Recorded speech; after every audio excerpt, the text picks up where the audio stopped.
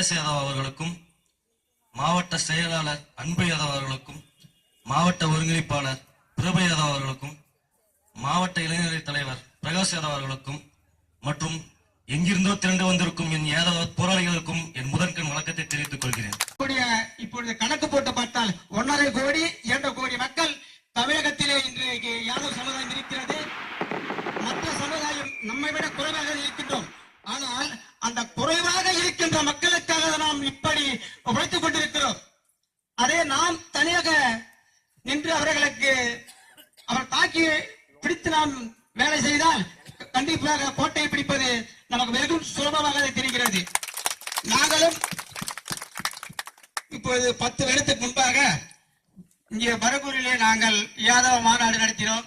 நாங்கள் கிருஷ்ணகிரிக்கு மாநாடு ஒரு அதிகமாக அதே எல்லாமே சர்டிபிகேட் எல்லாம் சொல்லிட்டாங்க. இவ்வளவு கூட்டம் எப்படி சேர்த்தினீர்கள் என்று சொன்னார்கள்.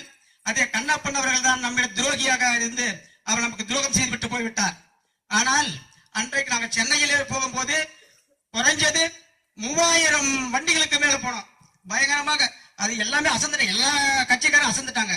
இந்த ஜாதிக்கு இவ்வளவு ஒரு வலிமையா அப்படின்னு சொல்லி பார்க்கும்போது நாங்க திருவண்ணாமலையில இப்படி எல்லாம் மாநாட்டுக்கு போவோம். எனக்கு வந்து நான் ரொம்ப பெருமைப்படுவேன். ரொம்ப பெருமைப்படுவேன். நான் பிறந்திருக்கிறேன் அப்படின்றதுக்கு ரொம்ப பெருமைப்படுவேன். எதுக்காக பெருமைப்படுவேன்னா, நான் யாதவனா பிறந்திருக்கிறேன் அப்படின்றதுல எனக்கு ரொம்ப பெருமை. உலகத்திலேயே யார் எதையோ சாதிச்சிருப்பாங்க.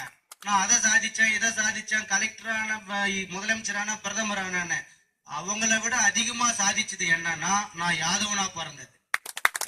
அந்த வெறி ஒவ்வொரு யாதவனுக்கும் வரணும். இங்க நிறைய 1000 பேர் வந்து உணர்வில்லாத 1000 பேர் வந்து உட்கார்ந்துட்டு இருக்கிறத விட இங்க இருக்கிற இந்த 100 பேர் உணர்வு உள்ள 100 பேர் 1 லட்சம் பேருக்கு சமம்.